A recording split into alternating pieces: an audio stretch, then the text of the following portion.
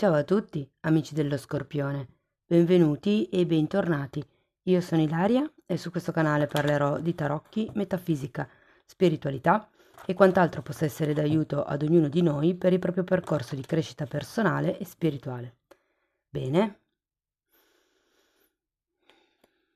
Mostrami, Scorpione, tendenze energetiche generali per la seconda metà di dicembre 2023.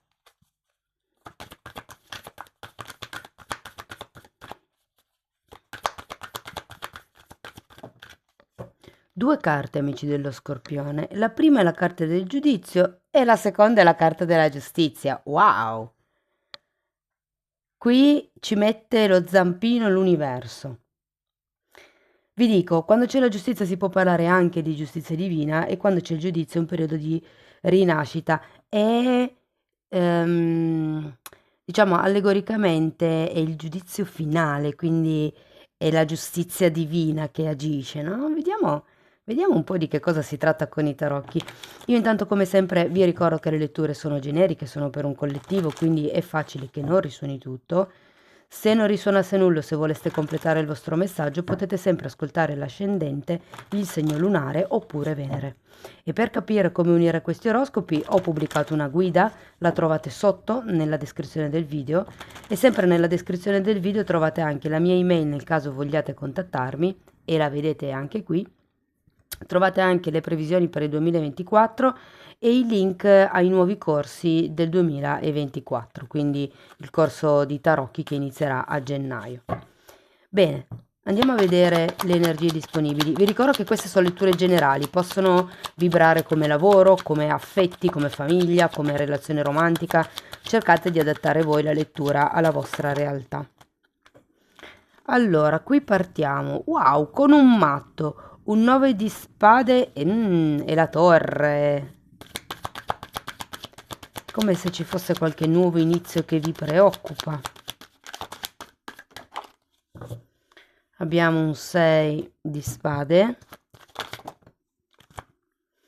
un 7 di bastoni, un 3 di bastoni, un 5 di pentacoli, la giustizia un'altra volta e un 3 di coppe. Dunque ragazzi, qui come vi dicevo, partendo da questo matto, c'è come la sensazione di una nuova energia, un nuovo impulso, un nuovo momento, un nuovo inizio, un ciclo che comincia. Però a quanto pare con questo 9 di spade è come se o avete paura che arrivi la torre, cioè per la serie è troppo bello per essere vero, oppure ci sono delle questioni legate a questo nuovo inizio che in qualche modo vi preoccupano. È come se... Adesso andiamo a vederla poi la torre, non mi è tanto chiara. Partiamo dal matto. Abbiamo un cavaliere di spade, un 2 di spade e l'imperatrice.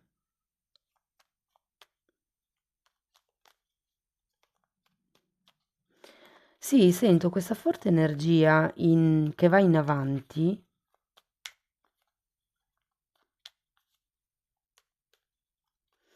Però è anche vero che con questo 2 di spade è come se ci fosse un bivio. Datemi una carta per l'imperatrice. 7 di coppe.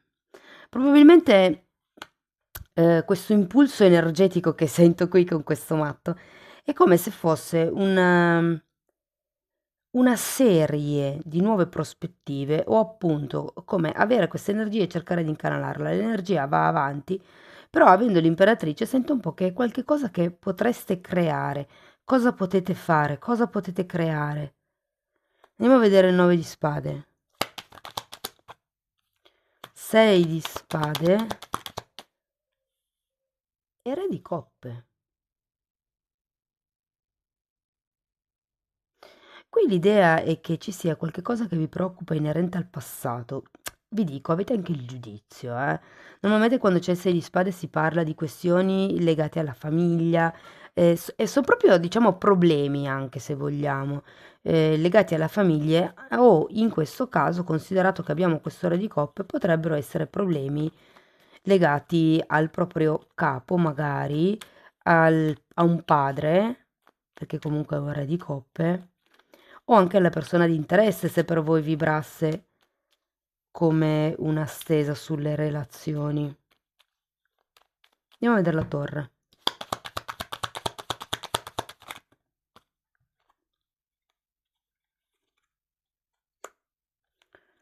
Sole, 4 di bastoni e re di spade.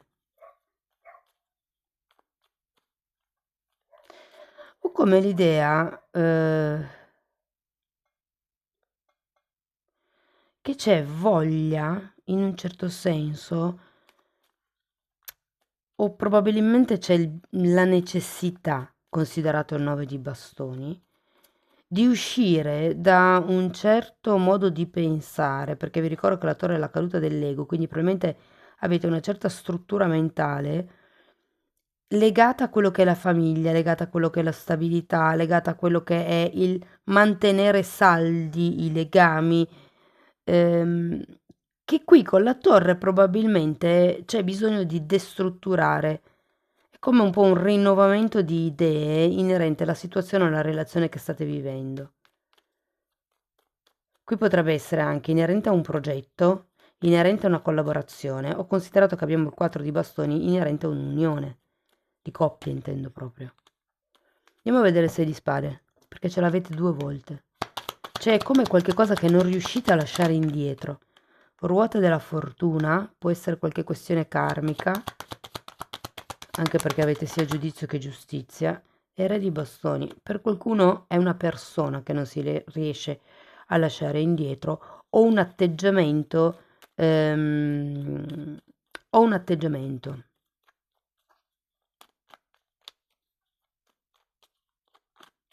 Andiamo a vedere il 7 di bastoni. È volato un 2 di pentacoli, adesso lo recupero, e un fante di coppe.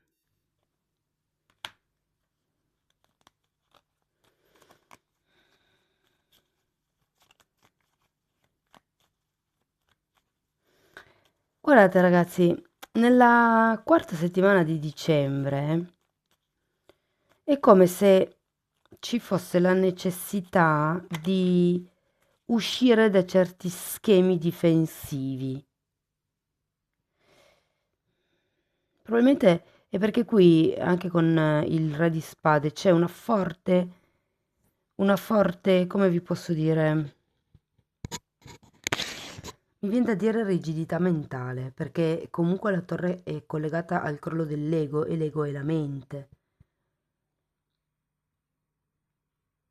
Perché qui abbiamo anche un fante di coppe, quindi è come uscire da certi schemi di comportamento per, diciamo, abbracciare la vita con entusiasmo. Sì, sento che è un movimento molto spirituale più che di tipo concreto, eh. E un'altra cosa che mi viene all'occhio è che ci sono 3 re. Quindi per qualcuno fa riferimento a 3 persone diverse, come se fosse una questione, come vi dicevo prima, familiare.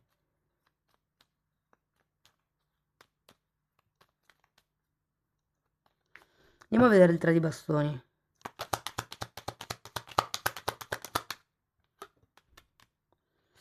9 di spade nuovamente e 4 di pentacoli, ce l'avete anche qui. Allora, il 3 di bastone è una carta che parla di progetti, che parla di qualcuno che sta già mettendo in opera qualcosa. Il fatto che il 9 di spade sia al contrario qui io lo vedo positivo perché in un certo senso è dopo la torre, quindi in un certo senso le preoccupazioni state iniziando già a lasciarle indietro, c'è comunque questo cambio anche proprio a livello karmico, anche a livello planetario magari, no? Ehm, però sento ancora un attaccamento alla zona di comfort, a certe idee di base. Qui c'è da allontanarsi dalle credenze limitanti, ragazzi. È un 6 di spade. E qui ce l'avete un'altra volta. È quello che non riuscite a fare, elaborare probabilmente. Ehm, Allora, mi viene da dire, la vostra idea di successo, come se fosse da rielaborare, Vi ricordo che molte volte ci identifichiamo con il risultato delle nostre azioni, dei nostri progetti, del lavoro, però noi siamo anche altro, oltre a quello. La capacità di gestire le situazioni, la capacità di gestire l'energia e in generale è un po' come se doveste rivalutare la vostra capacità di fare, di muovervi nella vita. Andiamo a vedere il 5 di pentacoli. Abbiamo un fante di bastoni e un asso di spade.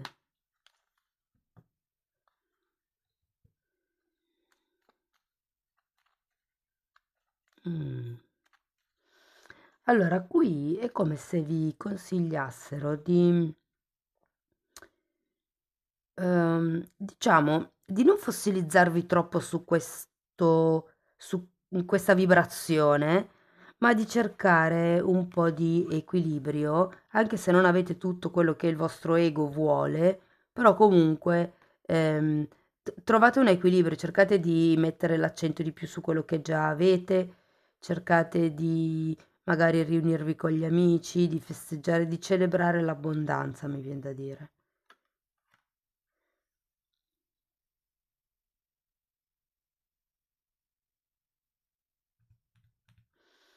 Guardate ragazzi, devo anche dirvi che se state aspettando qualche risvolto giudiziario o qualche firma per qualche finanziamento, vi dico che entro dovrebbe essere, beh no, diciamo forse sì, entro fine anno ma anche inizio 2024 potrebbe sbloccarsi quella situazione che voi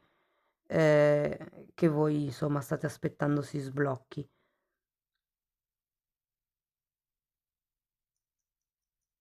Ok, andiamo a vedere Osho che cosa ha da dirvi. Allora, una carta è già uscita ed è Outsider e il 5 di Pentacoli. Sì, è come se ci fosse un atteggiamento di carenza.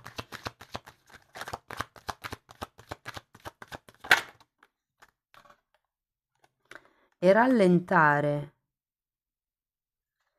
Vi dicono di usare prudenza fondamentalmente, di fare un passo alla volta, di non fasciarvi la testa prima di rompervela. Andiamo a vedere ancora un oracolo.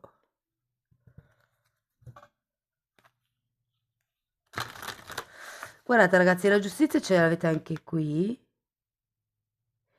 però è come se ci fosse un momento di rinascita, un momento di presa di consapevolezza. E vi dico, se state aspettando da tanto tempo una notizia, uno sblocco di qualche situazione burocratica, la vendita di una casa, l'acquisto di una casa, e arriva una notizia molto positiva. Va bene, allora questo è un oracolo che praticamente diciamo aiuta a lavorare l'amor proprio. Vediamo un po' che cosa hanno da dirvi. Armonia, carta numero 16. E qua dice vivo in armonia con il mondo intorno a me. Ecco, una delle cose che si fa quando c'è la caduta dell'ego di cui ci parla la torre, la caduta dell'ego, allora normalmente quando c'è la torre sono eventi esterni che succedono, è quella fase dove dove l'universo ci reindrizza più in allineamento con la nostra strada, quindi ci fa un po' cascare quello che per noi è stato certo, che possono essere le idee, ma molte volte sono anche cose fisiche, tipo di punto in bianco ci licenziano, cambia in qualche modo la realtà in modo, tra virgolette, spiacevole. Uno dei modi per superare, diciamo, più velocemente è con l'accettazione. Ok, questa cosa ormai è successa, anche se mi arrabbio non succede niente, accetto il nuovo tipo, stile di vita che mi si sta prospettando davanti. E qui abbiamo la carta numero 16 che parla proprio di armonia e dice vivo in armonia con il mondo intorno a me. Però se il mondo intorno a voi non è in armonia a causa della torre, ricreate una nuova armonia praticamente, ok? Cercate di creare appunto questa nuova armonia facendo un passo per volta, eh? Chiaramente le cose sono un processo. Va bene, amici dello Scorpione, questo è quello che avevo per voi. Spero che comunque la lettura vi abbia dato degli spunti di riflessione interessanti. Fatemelo sapere nei commenti, se vi è piaciuta comunque potete mettere like, potete iscrivervi, condividere o abbonarvi al canale.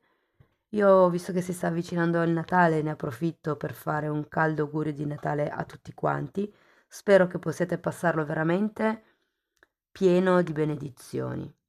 Io intanto vi mando un forte abbraccio, vi ringrazio di essere stati anche oggi qui con me e ci vediamo nei prossimi video. Ciao ciao!